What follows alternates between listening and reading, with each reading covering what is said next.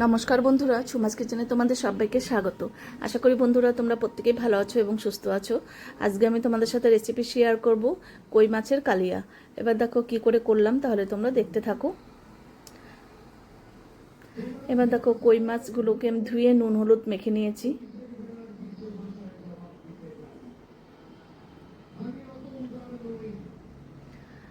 আর দেখো এখানে আছে 4 মগজ ভিজিয়ে রেখেছি, আর 2টো টমেটো নিয়েছি, এখানে ডুমো ডুমো করে কেটে নিয়েছি, আর আদা কতগুলো আছে এখানে। এবার সবার প্রথমে আমি মাছগুলোকে ভেজে নেব। কোনো রকম আলু কিন্তু পড়বে না, আলু ছাড়াই এটা রান্না করব। আর তেলটা সর্ষের তেলেই রান্না করছি, আর খুব ভালো করে তেলটাকে গরম করে নিতে হবে, তাহলে দেখবে কড়াইয়ের সাথে লেগে যাবে না। এবার দেখো একটুখানি জল দিয়ে 4 মগজ দিলাম, টমেটোগুলো দিয়ে দেব, আর আদা একসাথে পেস্ট করে নেব।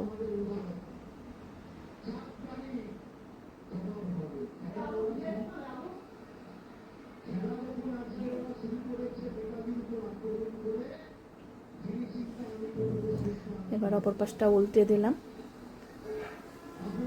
দেখো একটুকু কিন্তু লেগে যায়নি।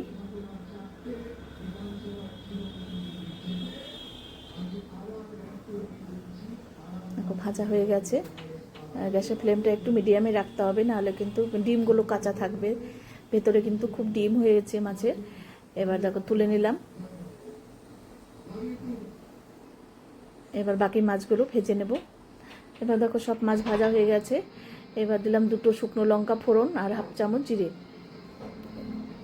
এবার ফোড়ন থেকে একটা সুন্দর স্মেল বেরোনোর পর আমি এই মশলাটা দিয়ে দেব।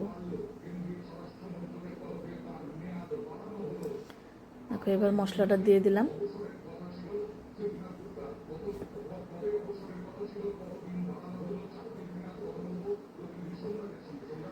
এবার খুব ভালো করে মশলাটা কষিয়ে নেব, টমেটো আদা সব কিছুর গন্ধটা যাতে চলে যায়।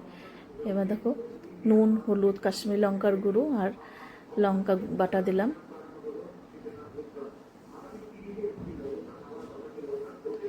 ঝালের জন্য আরও কতগুলো কাঁচা লঙ্কা দিলাম।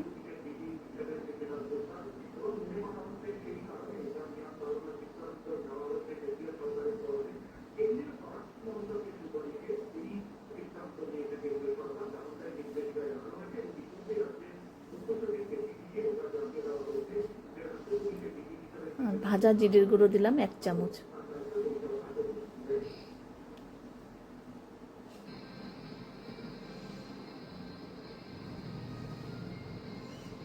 তোমরা যদি সুন্দর সুন্দর রেসিপি পেতে চাও আমার ইউটিউব চ্যানেলটি অবশ্যই সাবস্ক্রাইব করে রেখো। দেখো এখানে টমেটো কেচাপ একটু জলের সাথে গুলিয়ে দিয়েছি।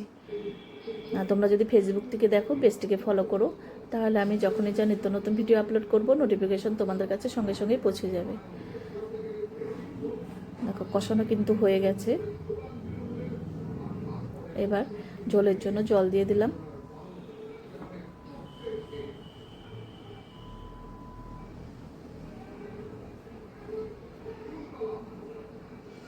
দেখো ঝোলটা ফুটে আসার পর মাছগুলো দিয়ে দিলাম।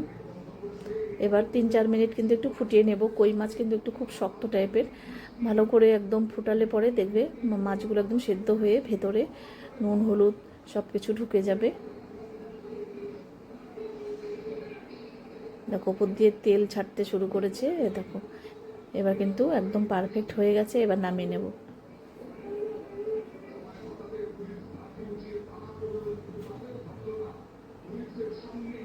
কই মাছের কালিয়া রেসিপি তোমাদের কেমন লাগলো অবশ্যই আমাকে জানিও।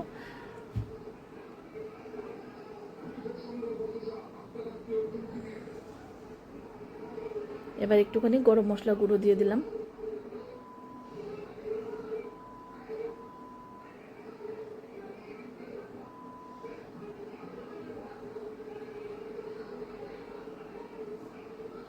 এবার আমি নামিয়ে একটা থালায় সার্ভ করে দিচ্ছি।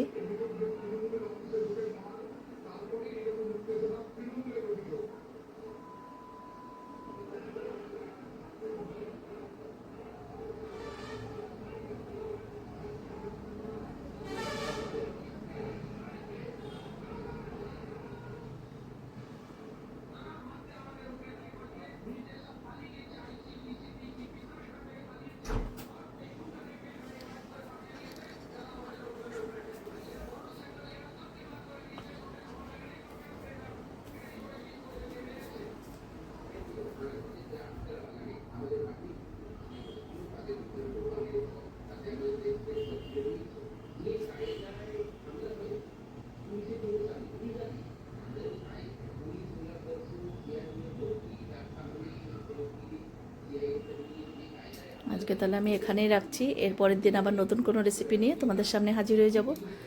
এই গরমে তোমরা সবাই সুস্থ থেকো, ভালো থেকো। টাটা বন্ধুরা।